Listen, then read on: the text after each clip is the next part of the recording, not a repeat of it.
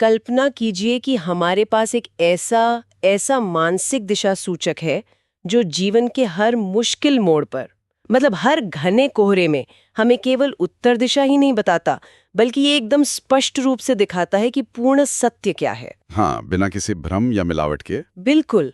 और आज की दुनिया में जहां हर तरफ बस सूचनाओं की बाढ़ है और सच क्या है ये तय करना तो लगभग असंभव सा लगता है ना, वहां एक ऐसी स्पष्ट दृष्टि का होना किसी महाशक्ति से कम नहीं है। असल में ये आज के समय की सबसे बड़ी जरूरत भी है। सही कहा। तो अनीता अरविंद सराफ द्वारा प्रस्तुत गायत्री चैतन्य में इस अद्भुत क्षमता को ऋतंभरा प्रज्ञा कहा गया है।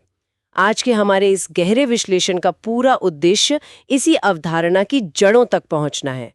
हम ये समझेंगे कि ये प्रज्ञा क्या है, ये काम कैसे करती है, और सबसे बड़ी बात, ये कोई दूर का दार्शनिक सिद्धांत नहीं है। नहीं, बिल्कुल नहीं। हाँ, बल्कि ये रोजमर्रा के जीवन में फैसले लेने का सबसे व्यावहारिक उपकरण कैसे बन सकता है, हम ये भी देखेंगे। मैं इस विषय को लेकर काफी उत्साहित हूँ। और मैं कहूंगा कि इस विषय की सबसे बड़ी खूबी यही है कि ये हमारी सामान्य बुद्धि की जो परिभाषाएं हैं ना, उनको पूरी तरह से चुनौती देता है। मतलब हम जिस तरह से बुद्धि को देखते हैं। हाँ, मतलब हम अक्सर बुद्धि को बस याददाश्त या गणना करने की गति या फिर तर्क करने की क्षमता तक सीमित कर देते हैं। लेकिन जब हम गायत्री चैतन्य के संदर्भ में ऋतंभरा प्रज्ञा की बात करते हैं, तो हम चेतना के उस स्तर की बात कर रहे हैं जहां अज्ञान, पूर्वाग्रह या किसी भी तरह की कंडीशनिंग के लिए कोई जगह ही नहीं होती। अच्छा, तो इस शब्द को ही थोड़ा खोलकर देखते हैं। मुझे लगता है अगर हम इसका शाब्दिक अर्थ समझ लें तो आधी तस्वीर तो वैसे ही साफ हो जाएगी। बिल्कुल सही अप्रोच है। तो गायत्री चैतन्य के अनुसार ऋतंभरा असल में दो शब्दों से मिलकर बना है, ऋत और भरा। अब ऋत का अर्थ है ब्रह्मांड का वो शाश्वत नियम जो कभी नहीं बदलता। जैसे गुरुत्वाकर्षण का नियम। हाँ बिल्कुल, गुरुत्वाकर्षण की तरह। चाहे कोई इसके बारे में कुछ भी सोचता हो, ये तो अपना काम करेगा ही। और जो दूसरा शब्द है भरा, उसका अर्थ है उस सत्य को पूर्ण रूप से अपने भीतर धारण करना, यानी उसे बिना किसी फिल्टर के अपना लेना। सही। तो मतलब ऋतंभरा प्रज्ञा वो अवस्था है जो बिना किसी व्यक्तिगत मिलावट के ब्रह्मांड के शुद्ध सत्य को ठीक वैसा ही ग्रहण करती है जैसा वो असल में है। हाँ, और भारतीय दर्शन में विशेष रूप से अगर हम पतंजलि योग सूत्र को देखें तो इसका बहुत गहरा संदर्भ मिलता है। वहां इसे समाधि के समय अनुभव होने वाली परम चेतना बताया गया है। परम चेतना मतलब एकदम शांत मन। बिल्कुल, एक ऐसी अवस्था जहां मन पूरी तरह से शांत है और केवल यथार्थ को प्रतिबिंबित कर रहा है। गायत्री चैतन्य इसी बात को थोड़ा और आगे बढ़ाते हुए कहता है कि धर्म और सत्य वास्तव में इसी ऋतंभरा प्रज्ञा के दो चेहरे हैं। अरे वाह, ये तो बहुत सुंदर विचार है। हाँ, मतलब जब आपके पास ये प्रज्ञा होती है तो आप सत्य को देखते हैं और उस सत्य के अनुसार जीवन जीना ही फिर धर्म बन जाता है। तो इस पूरी प्रक्रिया को समझने के लिए मैं एक रूपक का इस्तेमाल करना चाहूंगी। मान लीजिए कि हम सबका जो मन है वो एक दर्पण की तरह है, एक आईने की तरह। ठीक है, एक आईना। लेकिन समस्या ये है कि आम इंसान का ये दर्पण बिल्कुल भी सपाट नहीं है। ये काफी टेढ़ा मेढ़ा है। और उससे भी बड़ी बात यह है कि इस दर्पण पर हमारी पुरानी यादों, हमारे व्यक्तिगत पूर्वाग्रहों, हमारे डर और हमारी पसंद नापसंद की एक बहुत ही मोटी धूल जमी हुई है। बहुत मोटी धूल। हाँ, तो जब दुनिया की कोई भी घटना इस दर्पण के सामने आती है तो ये दर्पण हमें वो घटना वैसी नहीं दिखाता जैसी वो है। ये उस घटना को हमारी भावनाओं की धूल में लपेटकर उससे पूरी तरह तोड़ मरोड़ कर पेश करता है। बिल्कुल, हम दुनिया को वैसी नहीं देखता जैसी वो है, बल्कि हम दुनिया को वैसी देखते हैं जैसे हम खुद हैं। एकदम सही।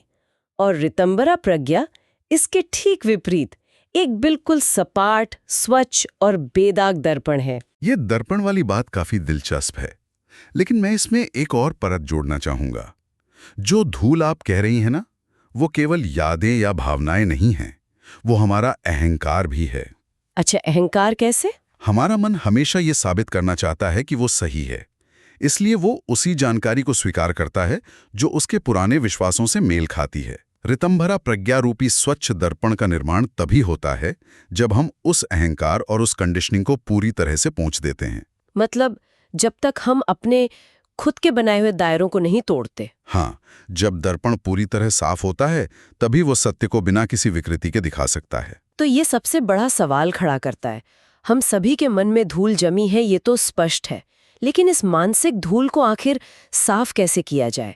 हमारी इस सामान्य बुद्धि को उस परम स्थिति तक पहुंचाने की प्रक्रिया क्या है? इसके लिए गायत्री चैतन्य में मन की सफाई के लिए 3 चरणों की एक बहुत ही स्पष्ट और मनोवैज्ञानिक प्रक्रिया बताई गई है। ये 3 चरण हैं: श्रवण, मनन और निधिध्यासन। श्रवण मतलब सुनना? हाँ, लेकिन श्रवण का अर्थ केवल कानों से ध्वनि को टकराने देना नहीं है। ये पूरी चेतना के साथ बिना किसी पूर्व निर्णय के किसी बात को ग्रहण करना है। फिर दूसरा चरण है मनन। हाँ। और तीसरा है निधिध्यासन, जहां वो ज्ञान आपके अवचेतन का हिस्सा बन जाता है। 1 मिनट रुकिए, मुझे इस मनन वाले हिस्से पर थोड़ी बात करनी है। हाँ बिल्कुल, बताइए। क्योंकि पारंपरिक रूप से जब हम अध्यात्म में मनन शब्द सुनते हैं तो अक्सर इसका मतलब ये निकाला जाता है कि गुरु ने या किताब ने जो कह दिया उसे बस आंख मूंद कर दोहराते रहो, मतलब उसे बिना सवाल किए मान लो। हाँ, लोग अक्सर इसे अंधभक्ति से जोड़ लेते हैं। बिल्कुल, लेकिन यहाँ गायत्री चैतन्य जिस मनन की बात कर रहा है वो बहुत अलग लगता है। मुझे लगता है यहाँ मनन का मतलब किसी जानकारी को निष्क्रिय रूप से निगलना नहीं है। इसका मतलब है उस विचार के साथ कुश्ती लड़ना, उसे तर्क की कसौटी पर कसना और उसके हर पहलू को चुनौती देना। आप बिल्कुल सही जगह पर जोर दे रही हैं। ज्ञान को बिना परखे मान लेना तो सिर्फ बौद्धिक आलस्य है। बौद्धिक आलस्य, ये बहुत सटीक शब्द है। हाँ, गायत्री चैतन्य में मनन का अर्थ है उस विचार को हर संभव कोण से देखना। जब तक आप किसी विचार पर सवाल नहीं उठाते, जब तक आप उसके विपरीत तर्कों का सामना नहीं करते, तब तक वो विचार आपका अपना नहीं होता। वो सिर्फ एक उधार ली हुई जानकारी रहता है। एकदम सही। असली ज्ञान इसी वैचारिक कुश्ती से पैदा होता है, और जब ये कुश्ती खत्म होती है और सत्य स्पष्ट हो जाता है, तब जाकर वो तीसरा चरण आता है, निधिध्यासन। और ये निधिध्यासन हमारे रोजमर्रा के जीवन में कैसे दिखता है? क्योंकि मतलब हम दार्शनिक बातें तो बहुत कर सकते हैं, लेकिन मंगलवार की सुबह जब कोई इंसान अपने दफ्तर की किसी भारी समस्या से जूझ रहा हो, तब ये कैसे काम आता है? यही तो इसकी सबसे बड़ी ताकत है। निधिध्यासन का अर्थ है उस स्पष्ट ज्ञान पर इतना गहरा ध्यान केंद्रित करना कि वो आपके व्यक्तित्व का एक स्वचालित हिस्सा बन जाए, मतलब एकदम एक रिफ्लेक्स एक्शन की तरह। अच्छा, तो सोचना नहीं पड़ता? बिल्कुल नहीं। जब मंगलवार की सुबह दफ्तर में कोई नैतिक संकट आता है या कोई मुश्किल फैसला लेना होता है, तो ऋतंबरा प्रज्ञा एक सटीक दिशा सूचक की तरह काम करती है। मन का दर्पण इतना साफ होता है कि सही और गलत के बीच का अंतर तुरंत बिना किसी मानसिक संघर्ष के सामने आ जाता है। ये वाकई बहुत ही सशक्त विचार है। अब इस पूरी प्रक्रिया का गायत्री चैतन्य और विशेष रूप से गायत्री मंत्र से क्या सीधा संबंध है? क्योंकि मैंने पढ़ा है कि यहाँ एक बहुत बड़ा और अचंभित करने वाला दावा किया गया है। हाँ, वो दावा बहुत ही गहरा है। दावा ये है कि गायत्री मंत्र केवल शब्दों या अक्षरों का कोई समूह नहीं है। नहीं, ये सिर्फ ध्यान लगाने का कोई बाहरी साधन है। वाक्य ये है, गायत्री ही ऋतंबरा प्रज्ञा है। इसका सीधा मतलब तो ये हुआ कि जो साधन है, जो रास्ता है, वही मंजिल भी है। इसे समझने के लिए हमें गायत्री मंत्र के सबसे महत्वपूर्ण अंश पर ध्यान देना होगा, धियो यो नः प्रचोदयात्। इसका अर्थ थोड़ा विस्तार से समझाएंगे? जरूर। यहाँ धी शब्द का अर्थ है हमारी ग्रहण करने और धारण करने की क्षमता, यानी हमारा विवेक। यह अंश हमारी चेतना को जागृत करने की एक गहरी पुकार है। यह हमारे भीतर के संकुचित विचारों, हमारे स्वार्थ और हमारी सीमित सोच को नष्ट करने की प्रक्रिया है। मतलब धी की शुद्धि करना। हाँ, जब आपकी धी शुद्ध हो जाती है तो वह स्वतः ही ऋतंभरा प्रज्ञा में बदल जाती है। इसलिए गायत्री और ऋतंभरा प्रज्ञा अलग अलग नहीं है। गायत्री वह अग्नि है जो अज्ञान को जलाती है, और ऋतंभरा प्रज्ञा वो प्रकाश है जो उसके बाद शेष रहता है। यहीं पर गायत्री चैतन्य में ऋतु ज्ञान की एक बहुत ही अनोखी अवधारणा सामने आती है। इसके अनुसार जब व्यक्ति की चेतना एक निश्चित स्तर की शुद्धि प्राप्त कर लेती है, तो उसे ज्ञान प्राप्त करने के लिए किताबों या बाहरी स्रोतों की आवश्यकता नहीं रह जाती। प्रकृति स्वयं उससे संवाद करने लगती है। हाँ, प्रकृति स्वयं अपने रहस्य सीधे उस व्यक्ति के मन में उतारने लगती है। मैं इसे आधुनिक दुनिया के एक उदाहरण से समझने की कोशिश करती हूँ। जैसे मान लीजिए किसी वैज्ञानिक ने सालों तक एक ही समस्या पर शोध किया और फिर अचानक एक दिन सड़क पर चलते हुए उसे यूरेका का क्षण अनुभव होता है। अचानक से सब समझ आ जाना। हाँ, उसे अचानक पूरा समाधान एकदम साफ दिखाई देने लगता है। क्या ऋत ज्ञान यही है? वैज्ञानिक का वो यूरेका क्षण एक बहुत अच्छा उदाहरण है, लेकिन हमें यहाँ एक बहुत बारीक अंतर समझना होगा। वैज्ञानिक के मामले में उसका अवचेतन मन सालों के उस डेटा और शोध को पृष्ठभूमि में प्रोसेस कर रहा था। मतलब वो जानकारी उसके भीतर पहले से कहीं ना कहीं मौजूद थी। बिल्कुल, लेकिन नृत्य ज्ञान इससे एक कदम और आगे की बात है। जब मन का दर्पण पूरी तरह से शांत और साफ हो जाता है तो व्यक्ति को वो ज्ञान भी प्राप्त हो सकता है जिसका कोई पूर्व डेटा उसके पास नहीं है। ये तो बहुत बड़ी बात है।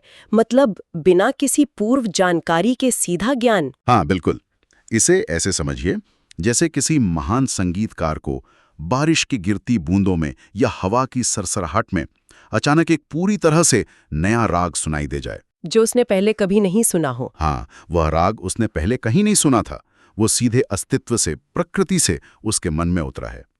ऋत ज्ञान का अर्थ है प्रकृति के साथ सीधा संवाद। ब्रह्मांड के शाश्वत नियम सीधे आपकी चेतना से बात करते हैं क्योंकि अब आपके मन में कोई शोर नहीं है। लेकिन प्रकृति से ये सीधा संवाद या ये जो ज्ञान का डाउनलोड है, इसे प्राप्त करने के लिए हमारे दिमाग रूपी हार्डवेयर को भी तो विशेष रूप से काम करना चाहिए ना। वो कोई आम हार्डवेयर तो नहीं हो सकता। बिल्कुल सही, उस हार्डवेयर को तैयार करना पड़ता है। तो गायत्री चैतन्य इस मानसिक मशीनरी के लिए कुछ विशिष्ट गुणों की बात करता है। इसमें 2 महत्वपूर्ण सूचियां दी गई हैं, बुद्धि के 5 गुण यानी 5 गुण और बुद्धि के 7 गुण जो ज्ञान प्राप्ति की 7 सीढ़ियां हैं। हाँ, ये दोनों सूचियां बहुत ही वैज्ञानिक तरीके से काम करती हैं। चलिए पहले 5 गुणों को खोलकर देखते हैं। इनमें शामिल हैं अचेतन मन की इच्छाओं अनिच्छाओं का नाश, उत्साह, चित्त स्थैर्य, संशय और प्रत्यक्ष प्रमाण वृत्ति। इसमें अचेतन मन की सफाई सबसे पहला कदम है। हाँ, अचेतन मन की सफाई वाली बात तो तर्कसंगत लगती है। मतलब जब तक भीतर छिपी हुई दबी इच्छाएं या नफरत रहेगी तब तक इंसान कभी निष्पक्ष फैसला नहीं ले सकता। लेकिन क्या आपको किसी गुण पर संदेह? हाँ, मतलब इस सूची में एक शब्द है जिसने मुझे पूरी तरह से चौंका दिया, संशय। अध्यात्म के क्षेत्र में तो हमें हमेशा से यही सिखाया गया है कि बस पूर्ण श्रद्धा रखो, जो गुरु ने कह दिया, जो धर्म ग्रंथों में लिखा है उस पर संदेह मत करो। अक्सर यही माना जाता है। फिर गायत्री चैतन्य जैसी गहरी दार्शनिक रचना में संशय यानी संदेह करने को उच्च बुद्धि का एक आवश्यक गुण क्यों माना गया है? ये तो पूरा विरोधाभास लगता है। ये एक बहुत ही शानदार बिंदु उठाया है आपने, और अक्सर लोग यही गलती करते हैं। गायत्री चैतन्य में संशय का मतलब हर चीज को बस नकारात्मक तरीके से नकारना नहीं है। तो फिर इसका सही अर्थ क्या है? संशय का अर्थ है एक बहुत ही वैज्ञानिक और खोजी दृष्टिकोण रखना। जब आपको कोई बात बताई जाती है तो अंधे होकर उसे मान लेना श्रद्धा नहीं, मूर्खता है। संशय का मतलब है सत्य की गहराई तक जाने की तीव्र इच्छा। मतलब ये पूछना कि क्या ये सच है, ये काम कैसे करता है? बिल्कुल, इसका प्रमाण क्या है? बिना इस तरह के संशय और पूछताछ के जो भी ज्ञान मिलेगा वो बेहद सतही होगा। जो सत्य कठोर परीक्षण, कठिन सवालों और संशय की आग से गुजरकर बाहर आता है वही असली सत्य है। यानी सवाल पूछने की हिम्मत ही वो असली उपकरण है जो हमारे मानसिक दर्पण की धूल को साफ करता है। और शायद इसी से हम प्रत्यक्ष प्रमाण वृत्ति तक पहुंचते हैं, यानी खुद अनुभव करके जानने की क्षमता। एकदम सटीक विश्लेषण किया आपने। अब अगर हम बुद्धि के 7 गुणों की बात करें जो ज्ञान प्राप्ति की 7 सीढ़ियां हैं, तो यह सूची मुझे किसी भी क्षेत्र में महारत हासिल करने का एक सटीक रोड मैप लगती है। चाहे आप किसी सॉफ्टवेयर को समझना चाहते हो या ब्रह्मांड के रहस्यों को। ये 7 चरण जीवन के हर पहलू पर लागू होते हैं। हाँ, ये 7 चरण हैं शुश्रूषा, श्रवणम, ग्रहणम, धारणम, ऊहापोह, अर्थ विज्ञानम और तत्व विज्ञानम। इन 7 चरणों का जो मनोविज्ञान है वो बहुत गहरा है। पहला है शुश्रूषा, यानी जानने की तीव्र और सच्ची इच्छा। जब तक भीतर प्यास नहीं होगी तब तक ज्ञान अंदर जा ही नहीं सकता। फिर दूसरा है श्रवणम, ध्यान से सुनना।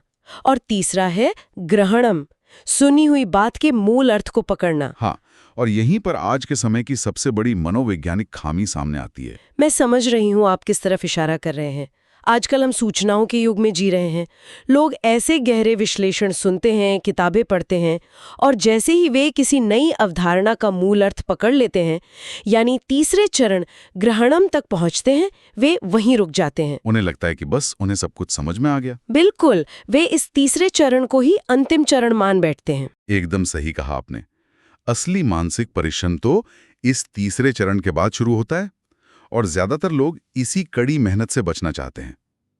चौथा चरण है धारणम।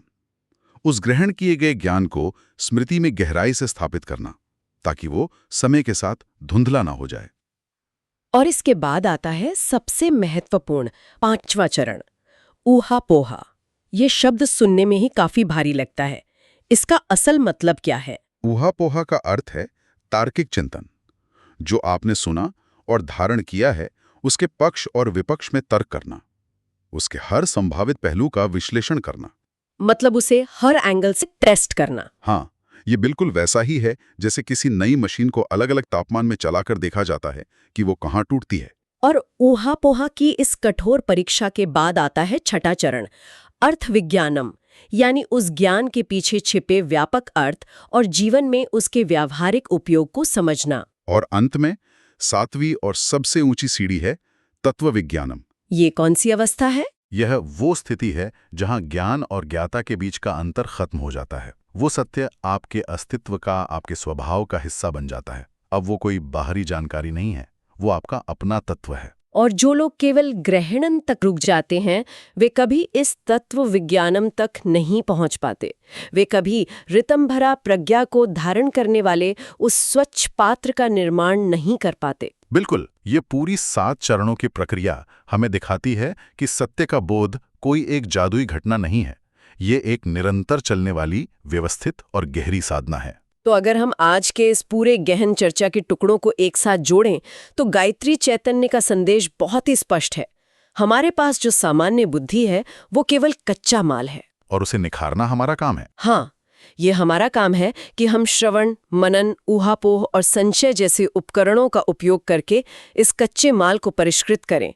अपने अचेतन की दबी हुई इच्छाओं को मिटाकर, अहंकार की धूल को हटाकर, अपने मन को एक ऐसे शुद्ध दर्पण में बदलें, एक ऐसी रितंभरा प्रज्ञा में बदलें। बिल्कुल, जो बिना किसी पूर्वाग्रह के ब्रह्मांड के शाश्वत सत्य को सीधे ग्रहण कर सके। मंजिल और रास्ता असल में एक ही हैं। और जब वो प्रज्ञा जागृत होती है, तो जीवन की हर दुविधा, हर मानसिक उलझन अपने आप समाप्त हो जाती है।